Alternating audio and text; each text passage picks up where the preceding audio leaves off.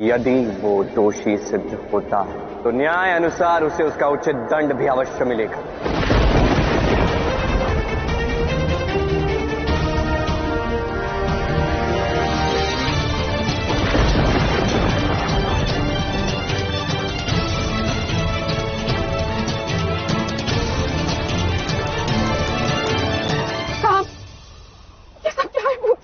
ये सब मिथ्या है माता।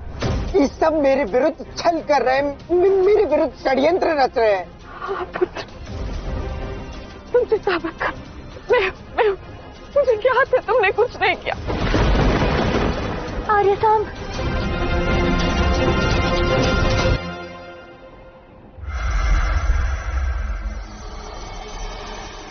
सांब का यूं न्याय सभा से बचना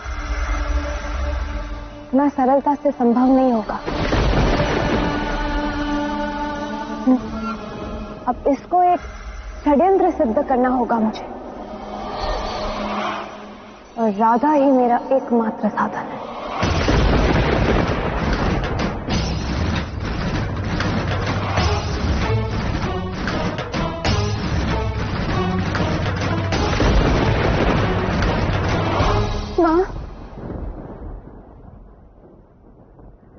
मैंने आपसे कहा था ना कि आर्य के साथ कुछ अनुचित अवश्य करेंगे ये लोग। आर्य की शक्तियों से ईर्ष्या करते ये सब। कैसी बातें कर रही हो तुम? श्री कृष्ण अपने ही पुत्र से क्यों द्वेष करेंगे? मां, ये बात श्री कृष्ण की नहीं है, बल्कि यहाँ बात राधा की है। फंसा रही है राधा इनको। नहीं, श्री राधा तो सांब से सबसे अधिक प्रेम करती है। यही तो है बात। माँ, दिखाओ कुछ और करो कुछ और। माँ आप ही बताइए, जब भी आर्य सांब फंसे राधा वहां सदा उपस्थित रही है। आश्रम में आर्य सांब पे इतने लांछन लगे, यहाँ द्वारका में भी, और बालासुर के राज्य में। नहीं माँ, आप एक बात बताइए, राधा बानासुर के राज्य में क्या कर रही थी? वो तो हमारे साथ थी ना यहाँ। प्रार्थना करने जा रही हूँ मंदिर कह के गई थी ना वो। तो फिर वो कृष्ण के साथ वापस कैसे लौटी? माँ, ये राधा मायावी भी और कुटिल भी है।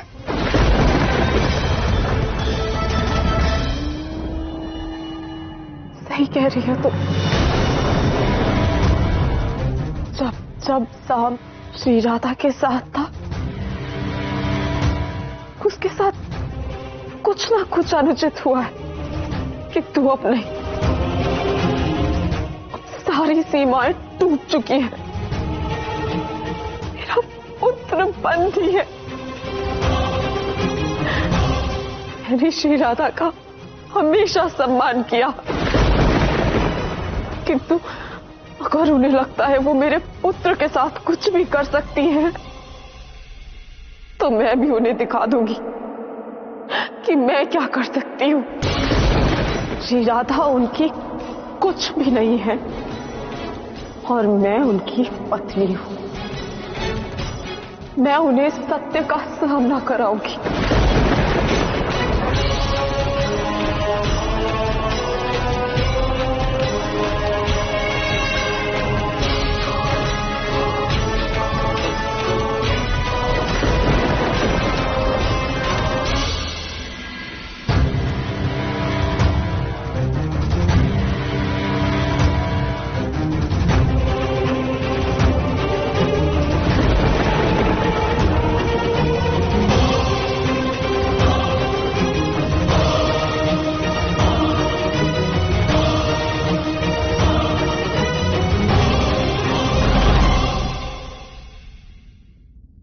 द्वारका की न्याय प्रक्रिया आरंभ की जाए, अपराधी को दंड दिया जाए।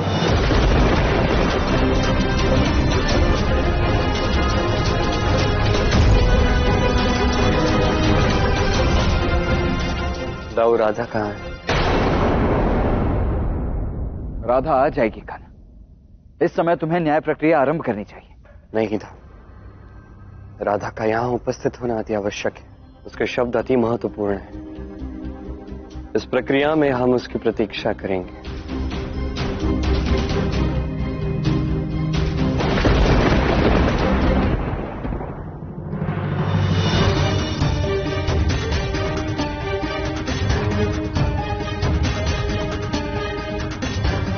क्षमा करना जाम्बवती, शाम को इस प्रकार बंधनों में देखकर मुझे भी अच्छा नहीं लग रहा। कदाचित यही द्वारका के नियम है। मुझे द्वारका के नियमों का भय नहीं है राधा, किंतु दुख इस बात का है कि तुम द्वारका में हो। ना तुम यहाँ होती और ना मेरे पुत्र के साथ ऐसा होता। किया क्या है मेरे पुत्र ने? जाम्बवती, शाम पर अभियोग चल रहा है। मेरा कहा मानो तो वहाँ राज्यसभा में पहुंचो, सारा सत्य ज्ञात हो जाएगा। ये हमारा पारिवारिक विषय है और इसमें तुम कुछ ना बोलो तो तुम्हारे लिए अच्छा होगा, क्योंकि जब जब तुम शाम के साथ रही हो ना, उसके साथ कुछ ना कुछ अनुचित हुआ है। तुम मुझे ये बताओ, तुम कर क्या रही हो द्वारका में? जाम्बवती, क्या कह रही हो ये? तुम स्पष्ट रूप से जानती हो कि कितना स्नेह है मुझे शाम से। ये अभिनय करना ना तुम बंद करो राधा। तुम ये बताओ, तुम द्वारका में कर क्या रही हो? श्री कृष्ण के कान भरने के लिए? उनके सामने अच्छा अच्छा बनकर कुछ ना कुछ गड़बड़ करवा देती हो, क्योंकि जब जब तुम शाम के साथ रही हो ना, उसके लिए कुछ ना कुछ कठिनाइयां जन्मी, चाहे गुरुकुल में या वाणासुर के साथ युद्ध में। ये सब तुम्हारे कारण हुआ है राधा, किंतु स्मरण रहे, अब तुम्हें नहीं सहा जाएगा। तुम ना द्वारका से हो और ना इस परिवार से।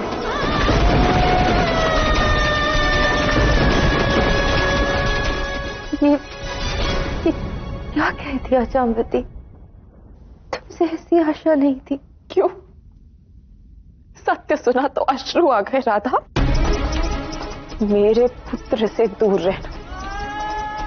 यदि इस अभियोजन में तुमने कुछ भी कहा तो परिणाम उचित नहीं होगा राधा।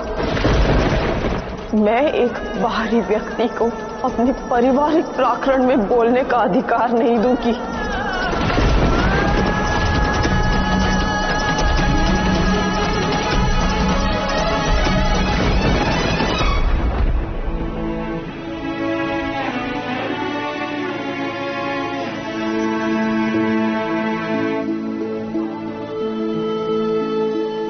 राधे, क्या हुआ? तुम यहाँ क्या कर रही हो? वहाँ अभियोजन तुम्हारे लिए रुका हुआ है, तुम्हें वहाँ होना चाहिए ना। परम सखी कहते हो ना मुझे। जन्म जन्मांतर का नाता है कृष्ण।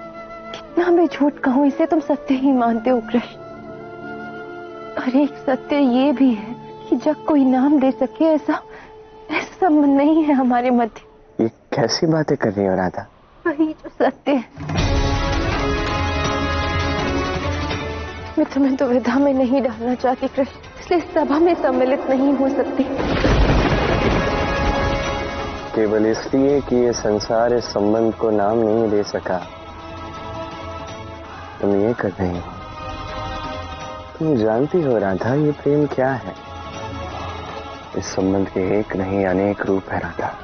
विश्वास का संबंध। मैं तुमसे अधिक विश्वास किसी पर नहीं रख पाता। सत्य का नाता। राधा कृष्ण कभी एक दूसरे से असत्य नहीं कहते।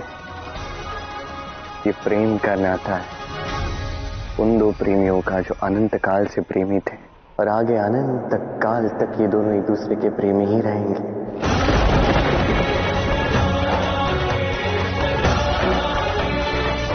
क्या प्रेमी होना कोई संबंध है कृष्ण? यही तो इकलौता संबंध है राधा, और कुछ नहीं है। इस संसार में पत्नी होना, पति होना फिर भी सरल है, किंतु यदि समझ पाओ तो प्रेमी होना अत्यंत कठिन है। पति पत्नी सोचते हैं कि संसार में 7 फेरे ले लिए, अर्थात 7 जन्मों का उनका साथ रहेगा, किंतु ऐसा नहीं। जब तक प्रेम ना हो ये संभव है ही नहीं। हमारा ये प्रेम वो प्रेम है राधा जो इस संसार का आधार है। इसे नाम देना उचित है ही नहीं। मुझे नाम नहीं चाहिए कृष्ण, पर लोगों को चाहिए, द्वारका को चाहिए। इसलिए मैं कुछ कह नहीं सकती, क्योंकि ये परिवार की बात है, कृष्ण के परिवार की बात है, और मैं तुम्हारा परिवार नहीं हूं कृष्ण।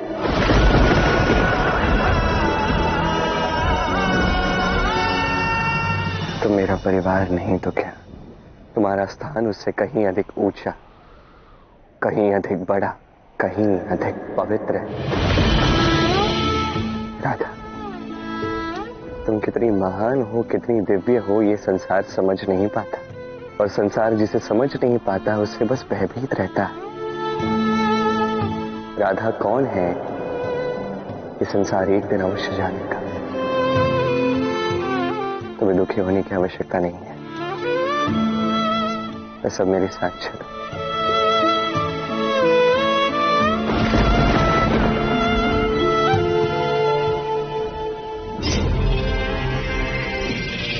देख रही हैं आप, पिताश्री तो राधा के बिना अभियोग भी प्रारंभ नहीं कर रहे। वो तो स्वयं राधा को लेने गए। सब देख रही हूं मैं, और अब मैं चुप रहने वाली नहीं हूं।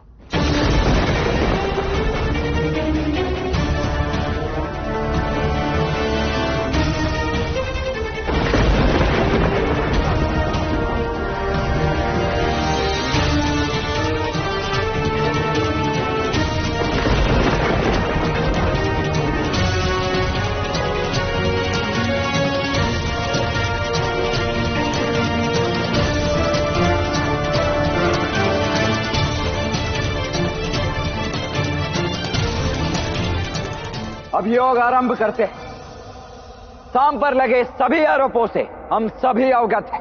अब केवल साक्ष्य सबके सामने रखना शेष, और सबसे पहला साक्ष्य होगा कुमार अनिरुद्ध।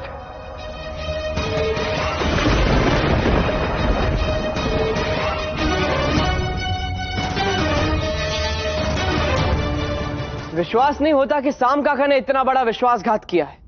उन्होंने मुझसे कहा कि उषा मुझसे प्रेम करती है और वो संकट में है, उसे मेरे सहायता की आवश्यकता है। परंतु जब मैं उषा को बचाने गया तो वहां ऐसा कुछ था ही नहीं, और उन्होंने मेरा अपहरण कर लिया, क्योंकि साम काका ने स्वयंवर से लक्ष्मणा का अपहरण करते समय मुझे उत्तरदायी घोषित कर दिया। सारे विश्व को यह ज्ञात होना चाहिए कि साम ने कृष्ण के पौत्र अनिरुद्ध के कहने पर राजकुमारी लक्ष्मणा का अपहरण उनके स्वयंवर से किया, और ये सारा षड्यंत्र साम काका ने इसलिए किया ताकि मैं बाणासुर का बंदी बन जाऊं और द्वारका और बाणासुर के बीच युद्ध छिड़ जाए।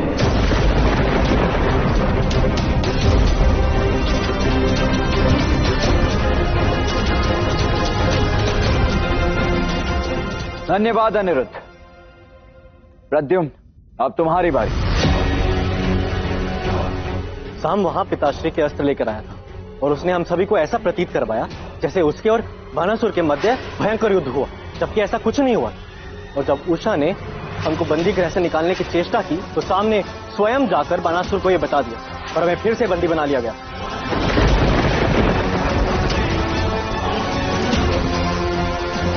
काकाश्री, साम को पता था कि पिताश्री बलराम भी वहां आएंगे, और उसे यह भी पता था कि बाणासुर उसे नहीं हरा पाएंगे, और इसीलिए इसने द्वारकाधीश से पाए सारे अस्त्र बाणासुर को सौंप दिए। वो चाहता था कि पिताश्री के साथ हम भी हार जाएं, कृष्ण महादेव का युद्ध हो जिसमें द्वारकाधीश भी मारे जाएं।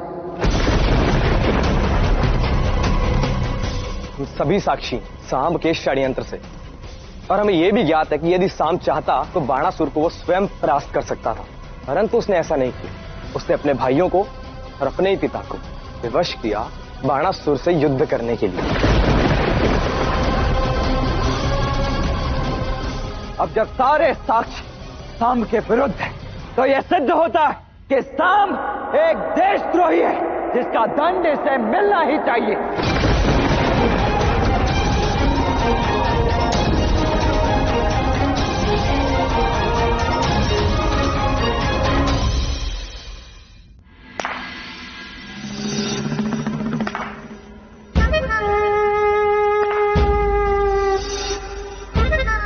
अद्भुत, क्या न्यायपूर्ण अभियोग चलाया गया है।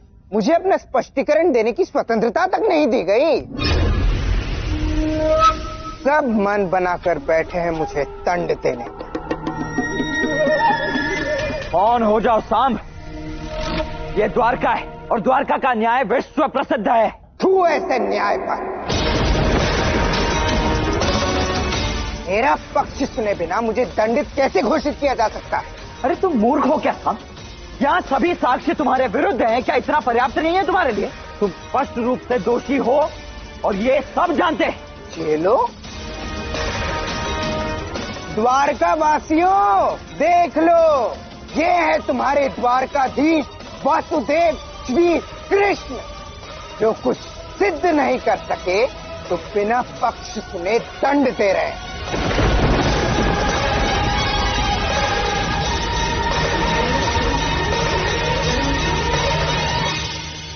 सांब क्या करे तुम्हारा? तुम्हारे स्थान पे यदि कोई भी होता तो जो दुष्कर्म तुमने किया है उसके लिए क्षमा याचना करता, ग्लानि से भर जाता वो, और तुम यहाँ खेल खेल रहे। तुम्हें यदि ऐसा लगता है कि तुम्हारे साथ यहाँ अन्याय हो रहा है सांब, तो अपना पक्ष रखो सबके समक्ष। हम भी देखना चाहते हैं कि अपने पक्ष में तुम क्या कहना चाहते हैं। तो सुनिए, अनिरुद्ध ने जो कहा, भ्राता प्रद्युम्न ने जो कहा, उसे सिद्ध नहीं किया जा सकता। ये मूर्ख अनिरुद्ध स्वयं गया था बाणासुर के पास ताकि कृष्ण और बाणासुर का युद्ध हो, हम सब बड़े भाई मारे जाए और फिर यह अकेला द्वारका पर शासन करे।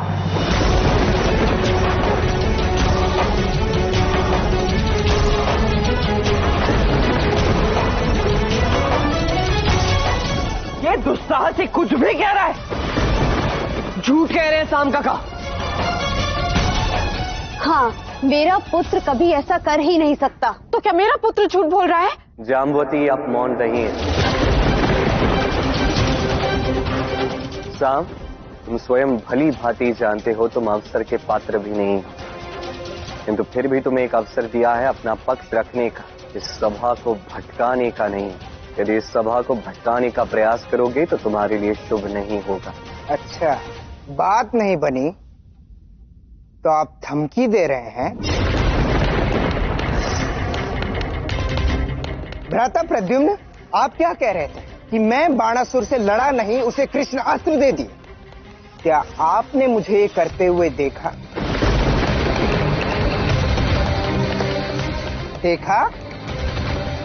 मुझे अपने मार्ग से हटाने के लिए आपने असत्य बोला,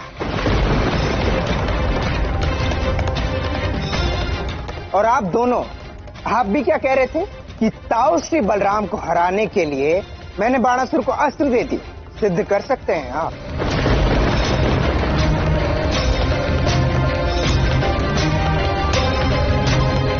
हाँ, तो भ्राता प्रद्युम्न, आपने एक और बात कही थी ना कि उषा जब हम सबको भगा रही थी, मैंने आप सबको पकड़वाया, बाणासुर को सूचना दी। बताइए, है कोई साक्ष्य? नहीं ना?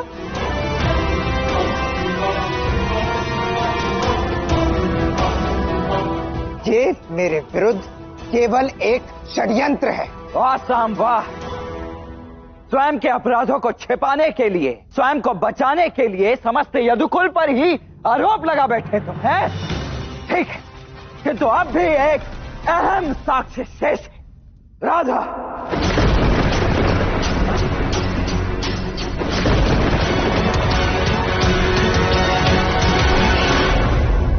राधा के विषय में एक बात तो स्पष्ट है कि जब बात द्वारकाधीश की हो, द्वारका के भविष्य की हो, राधा मिथ्या कभी नहीं बोलती।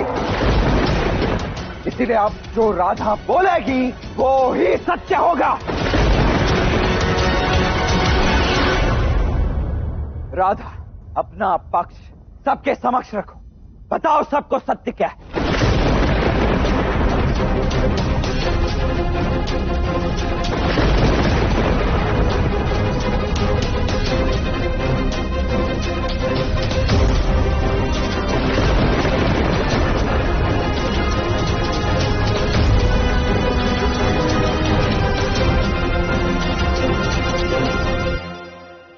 ये हमारा पारिवारिक विषय और इसमें तुम कुछ ना बोलो तो तुम्हारे लिए अच्छा होगा।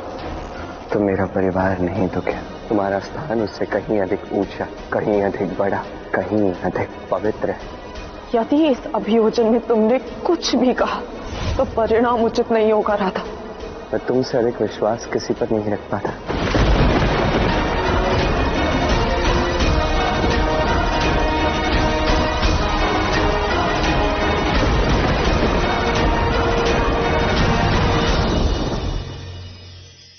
मनुष्य बड़ा ही विचित्र प्राणी है। योजनाएं बनाता है, षड्यंत्र करता है, प्रयास करता है, किसी को पराजित करने का प्रयास करता है, सर्प को रस्सी समझकर हाथ में थामने का प्रयास करता है। किंतु एक बात समझ ही नहीं पाता, समय का ये सर्प ये हाथ में थमता ही नहीं, और जो किया है वो पुनः लौट के आएगा आप ही के समक्ष। देखिए, इससे कोई अंतर नहीं पड़ता कि आप कुम्हार के पुत्र हो या कृष्ण के पुत्र हो। यदि आप अनुचित कर्म करोगे तो आपके साथ भी अनुचित ही होगा, अशुभ कर्म करोगे आपके साथ अशुभ ही होगा। कुरुवंश अत्यंत महान वंश था। कुरुवंश क्या हुआ उसके साथ? पूरा का पूरा वंश बह गया। कारण उनका मंतव्य अशुभ था। वहीं 5 वनवासी पांडव महाभारत जीत गए, कारण उनका मंतव्य शुभ था। स्मरण रखिएगा, शुभ की अग्नि जलाओगे शुभ का ही तप पाओगे, अशुभ की अग्नि जलाओगे नरक में ही जलोगे। तो आइए और मेरे साथ प्रेम से कहिएगा, राधे राधे। साहब, तुम्हें दंड ये मिलता है कि तुम कभी अपनी शक्तियों का उपयोग नहीं कर पाओगे। अस्त्र तो दूर की बात, तुम स्वयं अपने इन पैरों से चल तक नहीं पाओगे साहब। और ये द्वारकाधीश श्री कृष्ण का श्राप है तुम्हें साहब, श्राप है तुम्हें साहब।